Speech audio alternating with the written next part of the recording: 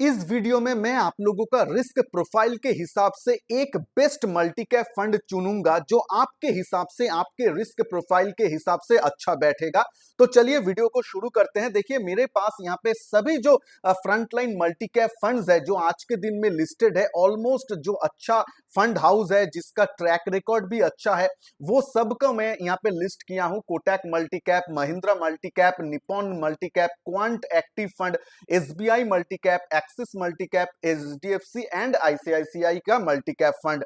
देखिए जब मैं क्वांटिटेटिव एनालिसिस करूंगा, कंपैरिजन करूंगा, एक बात के ऊपर ध्यान रखिएगा, मल्टी कैप फंड में से बहुत सारा फंड एकदम नया लिस्ट हुआ है, नया एनएफओ आया है, नया चालू हुआ है, जिसके लिए ज्यादा डेटा हमारे पास नहीं है कुछ कुछ फंड्स का।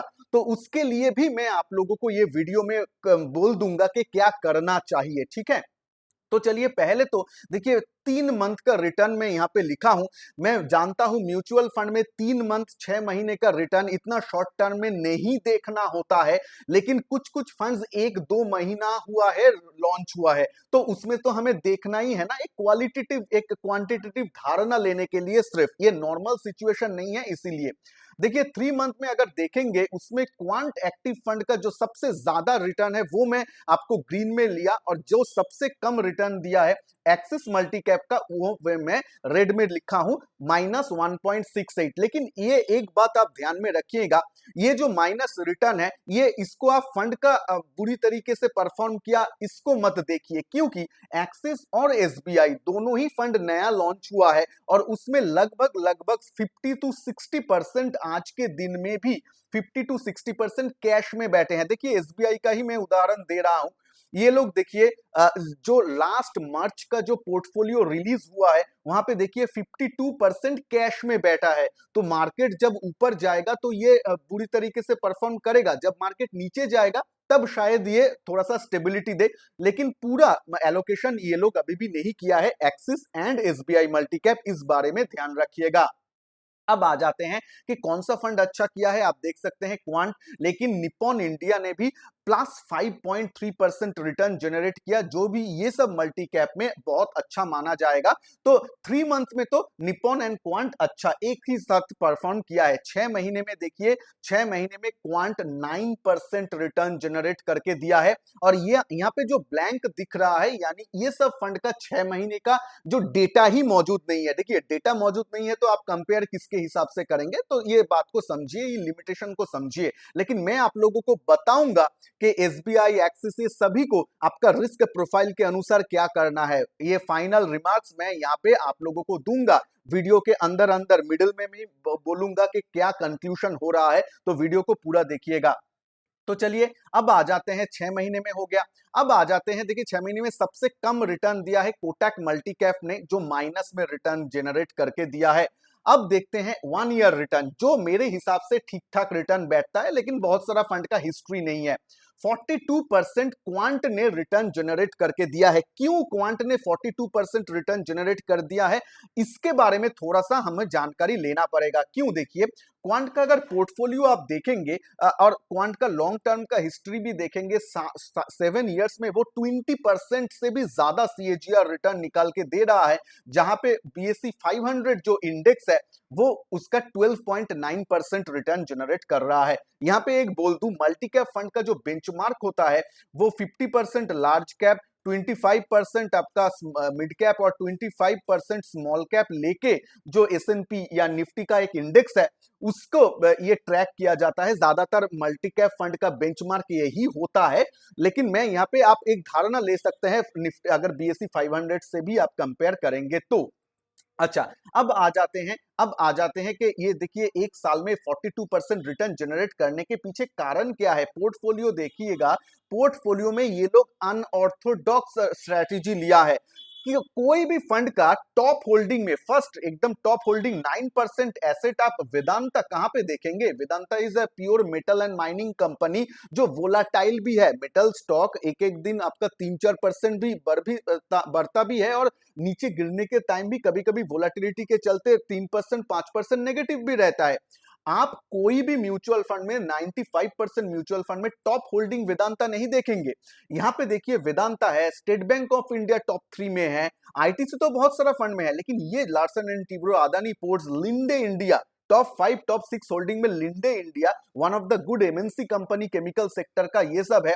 फोर्टिस हेल्थ केयर टॉप 4 में, Fortis health care, IRB infrastructure, Adani enterprise, ये सब आप देख के देखिए। स्टाइलम इंडस्ट्रीज है, मटेरियल्स का एक इंजीनियरिंग सेक्टर का है, स्टाइलम इंडस्ट्रीज, ये सब चीज आप अमूमन ज्यादा नहीं देखेंगे। टीवी 18 ब्रॉडकास्ट में कल ही वीडियो बनाया था, रिलायंस ग्रुप का 70 रुपए का स्टॉक, रिलायंस इंडिया जो मेन रिलायंस इंडस्ट्री का जो स्टॉक है, वो टीवी 18 ब्रॉडकास्ट भी ये लोग अभी नया ऐड किया है। तो आप समझ सकते हैं फंड मैनेजर का अप्रोच थोड़ा सा डिफरेंट है, ये लोग थोड़ा सा अनऑर्थोडॉक्स प्ले करता है, जिसका रिटर्न इन लोगों को मिल रहा है।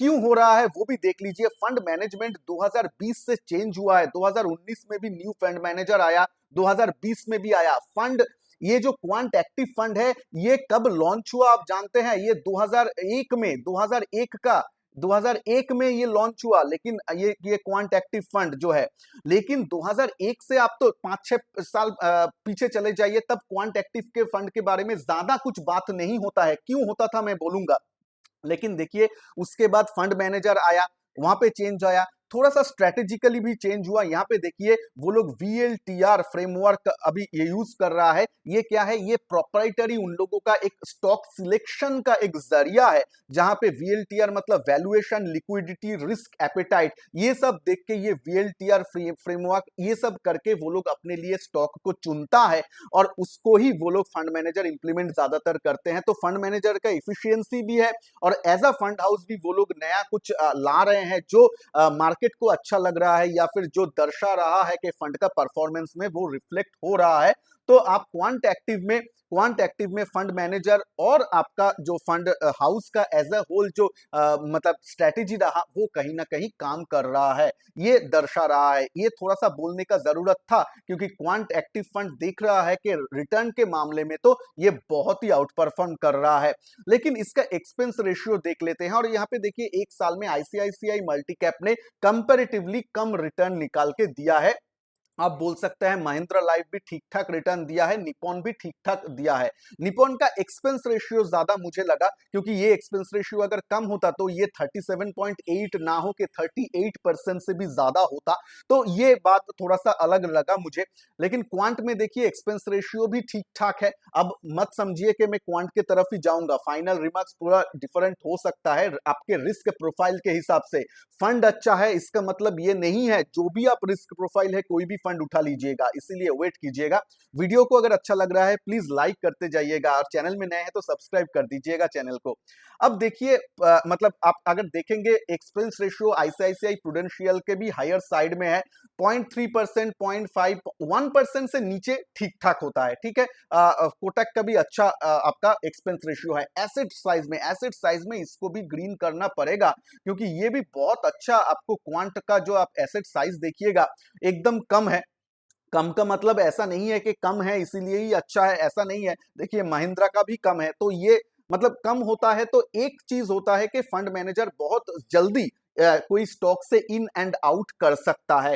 फंड हाउस का मतलब फंड का एयूएम साइज बड़ा हो जाए तो उसका परफॉर्मेंस में इफेक्ट आ जाएगा, ये जो मिथ है ये कहीं कहीं ठीक होता है, लेकिन उसके लिए एयूएम साइज को आपको सिर्फ देखना नहीं है, फंड का एक्चुअल परफॉर्मेंस देखना है। एक्चुअल परफॉर्मेंस अगर कम होता है तो ही हमें उसको चेंज करना चाहिए, नहीं तो नहीं करना चाहिए। ये बात समझ में आई, मतलब रख दीजिए। एयूएम साइज ही मेन फैक्टर नहीं है, वन ऑफ द फैक्टर है, मेन फैक्टर नहीं है।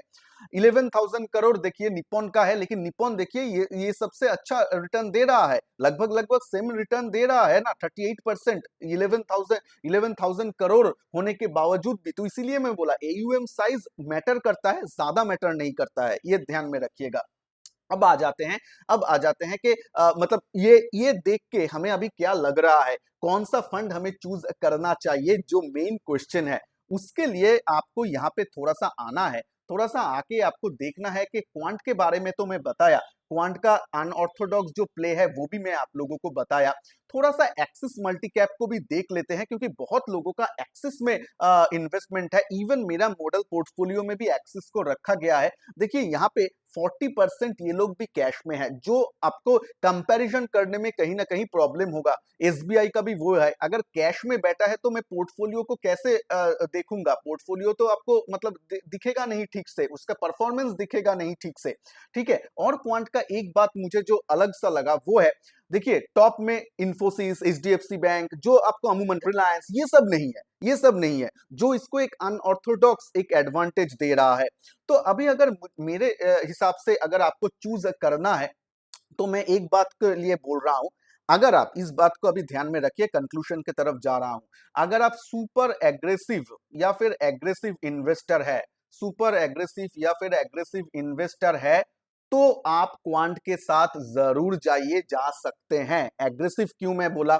इसीलिए बोला क्योंकि इसका पोर्टफोलियो आपने देखा, पोर्टफोलियो अगर देख के आपको लगा है ना पूरा टोटली अनऑर्थोडॉक्स इन लोगों का चीज है। इसका पोर्टफोलियो में टॉप 10 होल्डिंग में इंफोसिस नहीं है, टीसीएस नहीं है, आपका एचडीएफसी बैंक नहीं है जो अमूमन स्टेबिलिटी देता है, रिलायंस नहीं है, ये largest of large cap funds नहीं है, स्टॉक्स नहीं है।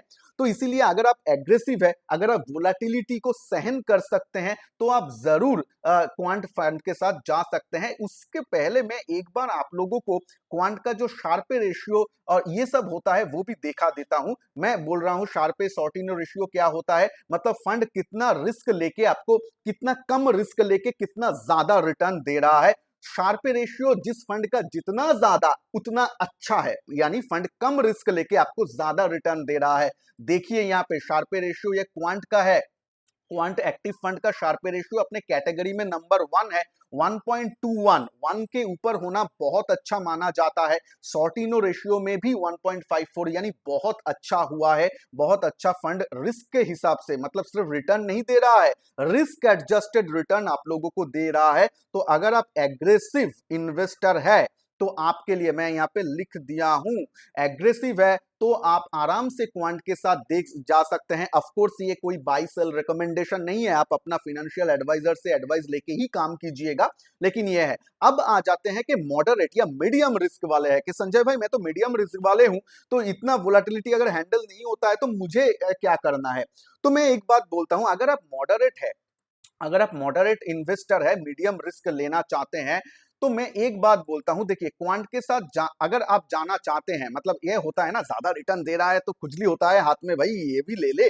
अगर आप लेना ही लेना चाहते हैं, मैं दो ऑप्शन आप लोगों को दूंगा, अगर आप लेना ही लेना चाहते हैं तो अपना पोर्टफोलियो के छोटा हिस्सा, स्मॉल पोर्शन अपना पोर्टफोलियो का यहाँ पे डाल सकते हैं, क्योंकि यहाँ पे ज्यादा वोलाटिलिटी है। ये जो क्वांट का फंड है ज्यादा वोलाटिलिटी है, ज्यादा मतलब आपका थोड़ा सा एग्रेसिव वालों के लिए है, लेकिन आप मॉडरेट है फिर भी इन्वेस्ट करना चाहते हैं तो स्मॉल क्वांटिटी रखिए। यहाँ पे अपने पोर्टफोलियो का परसेंटेज 5 to 10% मैक्सिमम इतना आप रख सकते हैं, स्मॉल एलोकेशन रखिए, तो वोलाटिलिटी भी आपका हैंडल हो जाएगा।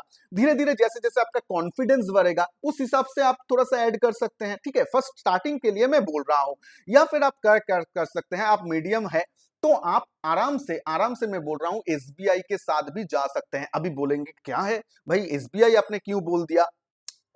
दूसरे फंड बोल सकते हैं, इसका तो हिस्ट्री नहीं है। क्यों मैं बोला? देखिए due to his fund manager, आप जानते हैं Mr Srinivasan SBI focused equity fund manage करते हैं और बहुत लंबे अरसे तक से कर रहे हैं, और बहुत लंबे अरसे तक ये फंड बहुत अच्छा परफॉर्म करके दिया है, one of the best respected fund manager है। तो मिस्टर श्रीनिवासन के लिए ये फंड में मतलब मुझे लग रहा है कि अच्छा कर सकता है। ऑफ कोर्स डेटा अभी नहीं है, तो अगर इन्वेस्ट करना है स्मॉल अमाउंट कीजिएगा, और फुल कैश में भी ये लोग इन्वेस्टेड नहीं है तो आपको रिटर्न में वोलेटिलिटी अभी भी देखेगा। लेकिन एक चीज है, देखिए सचिन तेंदुलकर जब क्रीज में उतरते हैं, वो भी कम रन में कभी कभी आउट होते हैं, लेकिन हमारा आशा तो ज्यादा रहता है ना, प्रोबेबिलिटी कि वो अच्छा खेलेंगे, इसका प्रोबेबिलिटी बहुत ज्यादा रहता है, क्योंकि उसका कैपेबिलिटी में तो कोई क्वेश्चन ही नहीं है। इसीलिए मैं बोल रहा हूं due to fund manager, fund house जिसके पास एक्सपीरियंस भी है, वो देख के ऐसा होता है कि एसबीआई मल्टी कैप फंड भी एक अच्छा चॉइस है, प्रोवाइडेड इसका अभी भी डेटा लिमिटेड है। ये भी मैं बोल रहा हूं डाटा लिमिटेड है, अभी भी 50% कैश में है, तो अपने रिस्क के हिसाब से अगर आप मीडियम इन्वेस्टर है तो थोड़ा सा अमाउंट आप रख सकते हैं। अगर दो फंड में रखना चाहते हैं वो भी आप क्वांट और एसबीआई में रख सकते हैं, क्योंकि पोर्टफोलियो ओवरलैप नहीं होगा। नहीं होगा, क्योंकि एसबीआई मल्टी कैप में भी देखिए आज के दिन में जितना निकाला है वहां पे भी देखिए ज्यादातर रिलायंस, एचडीएफसी बैंक, ये सब ही रहेगा ना, आईटीसी, आपका टीसीएस, ये सब फंड ही रहेगा। क्वांट में तो टॉप 10 में है ही नहीं। टेल को छोड़ दीजिए, मेन फंड का कंट्रीब्यूट टॉप 10 फंड स्टॉक ही करते हैं, ये आप भी जानते हैं। वहां पे तो आपका ओवरलैप है ही नहीं totally. Vedanta, ITC, Adani ports, ये सब, लिंडे इंडिया, ये सब लेके बैठे हैं, जो ज्यादातर फंड का स्टॉक का पोर्टफोलियो में है ही नहीं। तो आप आराम से क्वांट को रख सकते हैं, ओवरलैप नहीं होगा ज्यादा, ये मैं बोल रहा हूं, ठीक है। अब आ जाते हैं, ये तो आप मॉडरेट के लिए बोला। देखिए यहाँ पे मैं 2-3 फंड बोल के आपको कंफ्यूज नहीं करना चाहता हूं, इसीलिए मैं एक फंड को ले जा रहा हूं। और बहुत लोग बोलेंगे सर मेरे पास ऑलरेडी एग्जिस्टिंग इन्वेस्टमेंट है कोटैक के साथ, ये साथ। तो देखिए एटलीस्ट 1 ईयर का डेटा देख लीजिए, उसके बाद डिसीजन लीजिए। मैं तो 6 मंथ का आपको दिखाया हूं कि बहुत बड़ी मार्जिन से आपका क्वांट आउट परफॉर्म कर रहा है। लेकिन फिर भी अगर है कंपैरिजन है 1 साल का, थोड़ा सा ऑलरेडी इन्वेस्टेड है तो 1 साल देख लीजिए। तब भी अगर देखते हैं कि अंडर परफॉर्म कर रहे हैं अपने कैटेगरी से, तब आप चेंज करने के लिए सोच सकते हैं। लेकिन इस सभी को क्या करना है, देखिए फंड चेंज ऐसा फटक से नहीं करना है, एटलीस्ट वॉच लिस्ट बना के रखिए, उसके बाद धीरे धीरे आप लोगों को ये डिसीजन लेना है। लेकिन ये लिस्ट को आप एक हैंडी रखिए जो आपको डिसीजन मेकिंग में हेल्प कर सकता है। फाइनल डिसीजन तो आपको ही लेना है। तो मॉडरेट रिस्क वाला क्लियर हुए। अगर आप कंजर्वेटिव है, पहले तो बात तो है कंजर्वेटिव है तो आपको मल्टी कैप में उतना आना नहीं है, क्योंकि यहाँ पे 25% स्मॉल और मिड कैप में एलोकेशन रहेगा ही, टोटल 50%। लेकिन फिर भी अगर कोई लोग आना चाहते हैं कि मैं भाई आना चाहता हूं और मैं थोड़ा सा, आप बोलते हैं ना कंजर्वेटिवली मॉडरेट, ये भी टर्म्स आया है, कंजर्वेटिवली मॉडरेट इन्वेस्टर है, तो हमें क्या करना है। तो इसीलिए मैं बोल रहा हूं, आप अगर है तो क्वांट को एटलीस्ट आप अवॉइड कर सकते हैं। हाँ, अच्छा रिटर्न दे रहा है, लेकिन फिर भी मैं अगर स्टेबिलिटी की बात करूं तो क्वांट को आप तब ना लेके थोड़ा सा एसबीआई ले सकते हैं। एसबीआई को फंड के साथ आप आराम से जा सकते हैं, कुछ प्रॉब्लम नहीं है। आज के दिन में निपॉन में भी प्रॉब्लम नहीं है, निपॉन भी अच्छा रिटर्न दे रहा है, प्रोवाइडेड इसका एक्सपेंस रेशियो ज्यादा है, प्रोवाइडेड इसका एसेट साइज ज्यादा है, लेकिन फिर भी निपॉन भी अच्छा रिटर्न आप लोगों को निकाल के दे रहा है। तो ये जो 3 फंड में बोला हूं, इसमें से एसबीआई या निपॉन कोई भी एक के साथ जा सकते हैं। देखिए मेरे पास डेटा नहीं है एक्सिस को बोलने के लिए और एचडीएफसी को बोलने के लिए, इसीलिए मैं एचडीएफसी को बोल नहीं पा रहा हूं। और एक बात है, एचडीएफसी का कोई भी लार्ज कैप, मैंने इसका फंड मैनेजर को भी देखा, इनका आपका दूसरे फंड्स को भी देखा, लेकिन एचडीएफसी का कोई भी लार्ज कैप, स्मॉल कैप या मिड कैप, देखिए मल्टी कैप में large cap, mid cap, small cap सभी का मिश्रण रहेगा। तो आप बोलिए, आप खुद से बोलिए, एचडीएफसी का आज के दिन में कोई भी लार्ज कैप, कोई भी स्मॉल कैप या कोई भी मिड कैप फंड टॉप 3 में नहीं है। तो इसीलिए मैं इसको, मतलब आप लोगों के पास अगर एक ही फंड चूज करना है तो इसको मैं उतना प्रोबेबिलिटी आप लोगों को बोल नहीं रहा हूं, समझने का कोशिश कीजिए, यही मेन कारण है। देखिए एसबीआई का, जैसे SBI small cap one of the best performing fund है, SBI focused equity fund large cap में अच्छा फंड है। तो इसीलिए जो जो फंड का आपका लार्ज कैप, जो फंड हाउस का large cap, mid cap, small cap में अच्छा कर रहा है फंड, उसको ही लेके, अगर डेटा कम है तो उसको लेके एक आप प्लान कर सकते हैं। उस हिसाब से आपको एचडीएफसी और आईसीआईसीआई इसीलिए मैंने चूज नहीं किया। नहीं तो फंड हाउस अच्छा है, फंड हाउस का ट्रैक रिकॉर्ड अच्छा है, लेकिन परफॉर्म भी लास्ट 1-2 साल में उतना कुछ खास नहीं रहा है भी। मैं ओपन, ये आप भी जानते हैं, ठीक है, ये आप भी जानते हैं वो, ठीक है। तो ये मेरा कंजर्वेटिव है, तो आप लोगों को बोल दिया एसबीआई और ये क्वांट को अगर लेना ही, देखिए बहुत लोग ऐसे करते हैं, मेरा माना करने का बावजूद भी आप लोग कंजर्वेटिव है तो भी आप देखेंगे इतना अच्छा रिटर्न है तो मैं ले ही लूं। अगर लेते हैं वही सिर्फ स्मॉल क्वांटिटी लीजिए, ज्यादा मत लीजिए। हाँ, फंड हाउस अच्छा है, रिस्क एडजस्टेड रिटर्न अच्छा है, ले सकते हैं। मैं इसीलिए देखिए ना, अगर मुझे एक ही फंड, सिर्फ आंख बंद करके भाई एक फंड मुझे लेना है मल्टी कैप में, क्या लूं, मतलब मैं रिस्क प्रोफाइल भी मैं नहीं जानता हूं, आपका मान लीजिए ऐसा है, तो आपको मतलब फंड का परफॉर्मेंस वाइज अगर देखेंगे, मैं फंड का परफॉर्मेंस वाइज तो देखते हैं कि क्वांट एक्टिव बीट कर रहा है सभी को, ठीक है, quant active is good fund. लेकिन आप अपने लिए एलोकेशन में थोड़ा सा चेंज कर दीजिए ना। ऐसा नहीं कि आप अगर 10,000 का एसआईपी कर रहे हैं पर मंथ, उसमें पूरा 10,000 में से 8,000 रुपए आप क्वांट में डाल दिए क्योंकि इसका रिटर्न अच्छा है, ऐसा मत कीजिए। आप उस हिसाब से परसेंटेज एलोकेशन कीजिए आपका रिस्क के हिसाब से। आप अगर कंजर्वेटिव है तो 5-10% लगाइए, उतना और उससे ज्यादा नहीं। अगर आप एग्रेसिव है तो 40% तक अपना पोर्टफोलियो में एलोकेशन क्वांट एक्टिव में कर सकते हैं। ऐसा अपने आप को प्लान कीजिए, ठीक है। तो वीडियो को देखिए, इंफॉर्मेटिव लगा है तो लाइक शेयर जरूर कीजिएगा। और अगर आप फ्लेक्सी कैप फंड और मल्टी कैप फंड के बीच डिफरेंस जानना चाहते हैं और एक बेस्ट फ्लेक्सी कैप फंड भी ढूंढ रहे हैं, तो उसके ऊपर वीडियोस, कंपैरिजन वीडियो आपके स्क्रीन में आ जाएगा, क्लिक करके जरूर देखिएगा। मिलते हैं नेक्स्ट वीडियो में, तब तक के लिए जय हिंद, वंदे मातरम।